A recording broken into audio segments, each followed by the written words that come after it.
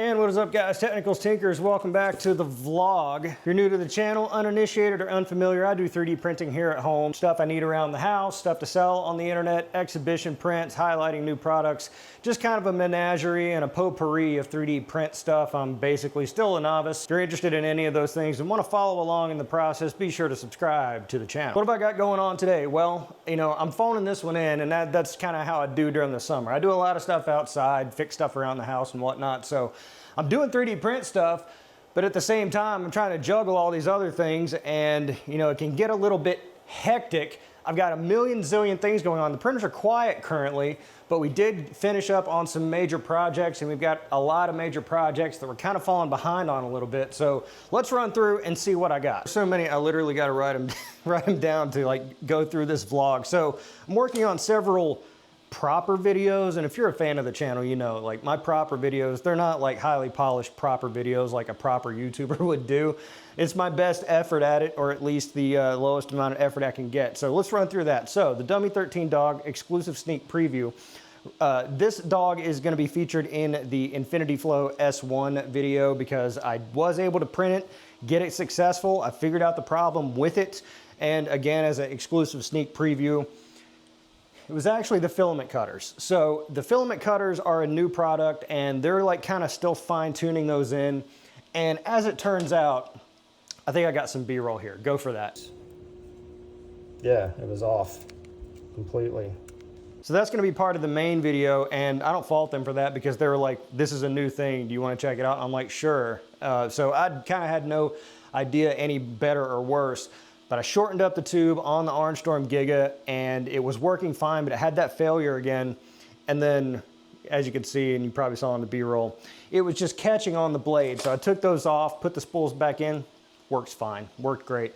So all the parts here for the Dummy 13 dog, it's not pink, unfortunately. I wanted the dog to be black and pink after black pink, and I wanted to call it Jenny. Originally it was gonna go Jisoo, but she's getting a little lazy. I'm not sure what's going on there.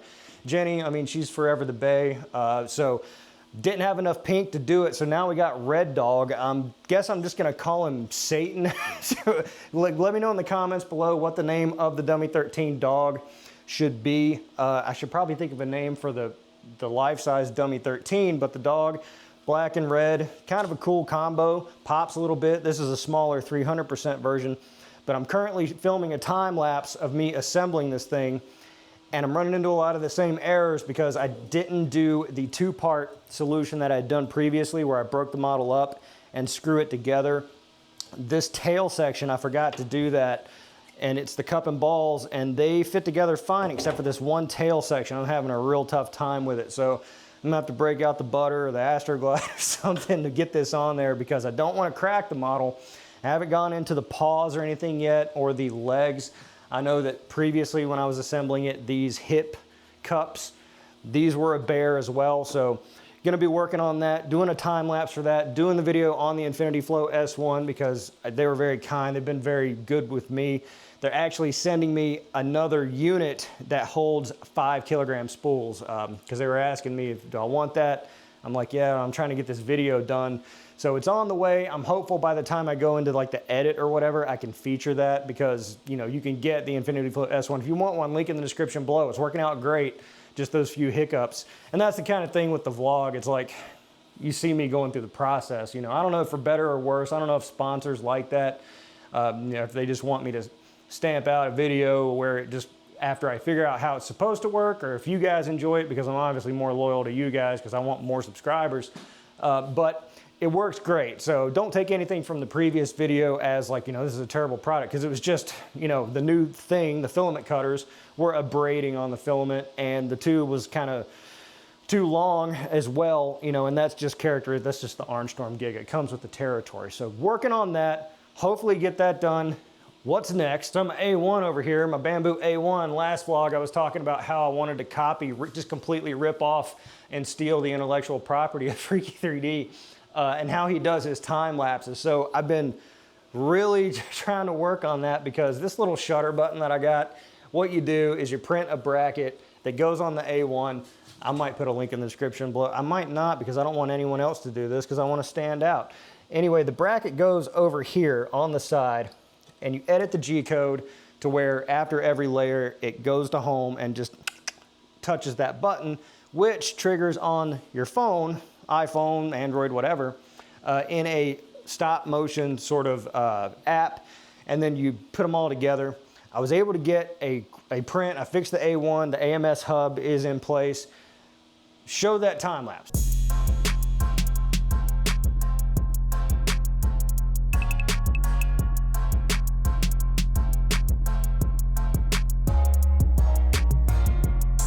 So obviously I've got to change my angles and stuff like that, maybe do a wider lens, wider shot, something a little more elegant, better lighting, so on and so forth. But let me know what you think about that time lapse in the comments, because I think that's a much better look than the kind of thing that the A1 or the P1 or any of the cameras on the machines can like really put out. It's much more impressive in my opinion. I just wish I could figure out a way to do that on the Orangestorm Giga, but you know, those prints take forever. And so while we're making our way downtown, faces passing them homebound, the property print. So that's part of another video too, kind of a short video, sponsored sort of thing. So I've got the talking head portion cut on that, roll some of that. Doing a big project like this, it's kind of hard to visualize the overhead view.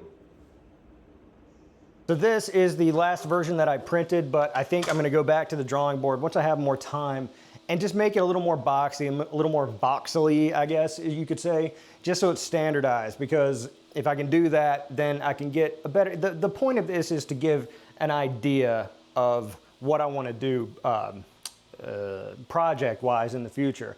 So the ultra precise measurement is not as important. There's like a clutch point in there of like finding the happy medium between precision and usability and presentation, because I think it's gonna cool. Also, this yellow, that wouldn't be a nitrogen problem. Nitrogen gives you a little darker green. Probably want to get like a dark green. Hey, that's a great, man, I'm glad I shoot these vlogs. Matt, what are you talking about? I reached out to Polymaker on someone else's recommendation for their new, brand spanking new, right here, high heat PLA, because the gate project that I'd been working on, some people suggested that I print it in that high heat PLA. Brand new product from Polymaker. Again, check out the link in the description over to it. I reached out and they're like, yeah, we'll send you some, and they ran out of stock. And so they were kind enough to give me a coupon for some other PLA and to reach back out to them when it comes back into stock. And I've been hemming and hawing as to what to do. They've got a lot of cool products, and every Polymaker filament that I've ever used has been great. I used their Fibron in the S1, but I think maybe I'll grab some grass colored. Did it really take me that long to think of what I needed to say? Whoo, it's late. Get some grass colored PLA. That way I can do some of these prints for the property project and be able to feature their product. All right, next thing to talk about, spread pine needles. That's not for you. Architecture vid, oh my gosh, super duper excited about this one. Let's go back in the garage. And so you might be wondering, when I started the video, I was carrying in another thing to fix. Some of this Sunlu filament. So this is all PETG, at least it just came from Amazon.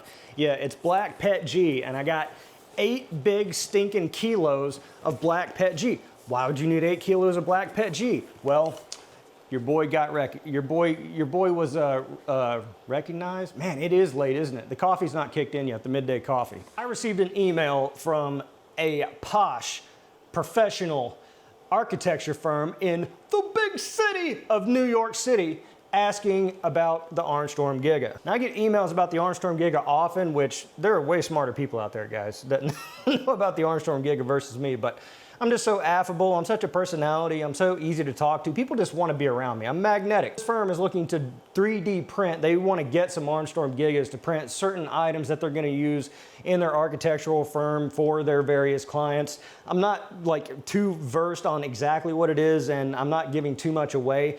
For our purposes here, a big, giant, probably worth $10 billion, maybe $100 billion company, maybe, I don't know, reached out to me, little old me, because I'm so great, saying, can you print something on the Orangestorm Giga, because we want to see if it's going to work before we go out and buy a bunch of Orangestorm Gigas. So I was like, yep, sure, not a big deal, great content. So they want something in PETG. It's a big mold sort of thing. I'm going to be printing this here over the next few days. I'm going to record the time lapse of it. This is appealing, I think, for people who look to make money with their printers, because this is a prime example of the Orangestorm Giga being something, it's giving you more flexibility and options on things that you can sell that no one else is going to be able to sell, because anyone with a bamboo printer, or even some of the larger ones, the Prusa XL, or even the Soval SVO 20 or whatever it is that's coming out that has the big bed, the 500 squared bed or 600 squared bed or whatever. This is 800 by 800, 800, 1000, so it's significantly larger, because as you get up into these big format printers, an extra 100 millimeters in either direction is very significant. And so the Orangestorm Giga is allowing me to do this. Now, sure, I guess you could part it out and print it in smaller pieces on some of the smaller printers, but for the purposes that they're going for, it really needs to be one big piece, and it needs to be hardy, and that's why they chose PETG. I need to do some tune-ups to the Orangestorm Giga. If you remember the car part I printed last time, that thing stuck to these beds so badly. I think there might, yeah, right here, I think there's still a little bit of PETG on the build plate. So PEI build plates, PETG, if it gets stuck in there, if it gets down in those nooks and crannies, it is a bear to get off. And I'm glad I didn't put that Vision Miner nano polymer adhesive on here yet, because I need it to lift. And so what I'm gonna do is I'm gonna go through and glue stick this whole surface, and then I'm gonna get the print started, because it's about a 5-day print. And I think I'm gonna break it into its pieces. It's 3 pieces, so if I printed it all in one go, it was gonna be about 5 days. I think I'm just gonna do it in pieces. That way, if there is failure, I'm not, like, you know, having to reprint all those initial layers again. The model's very simple, but again, this is very exciting, because this is like a professional, you know, entity reaching out to do this. And so I wanna make sure I do it right and get it to them in a timely manner. Furthermore, the Infinity Flow S1 is gonna come in clutch for this, because it's gonna be able to deliver the filament to this print without interruption, because PETG, I'm gonna have the cover, or the enclosure, my, you know, ghetto enclosure that I built in place just to keep temperature stable. It's summertime right now, so I'm not too worried about that, but this is gonna make all the difference. So let's just go ahead and do that. Let's glue stick the bed and load this up with PETG and get the print started. Can I show you?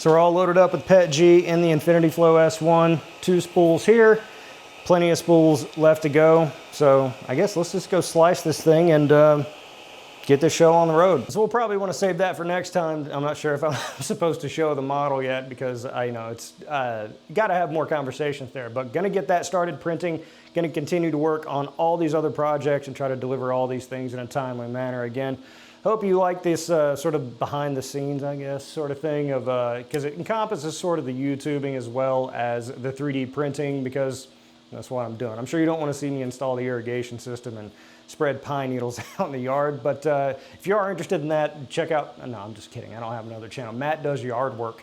Probably get more subscribers anyway. Anyway, let me know what of all these projects you think is the most interesting or of the most appeal to you, dear viewer, in the comments below. Be sure to like the video, because it's the nice thing to do, and of course subscribe for more content like this. I'm the Technicals. See you next time.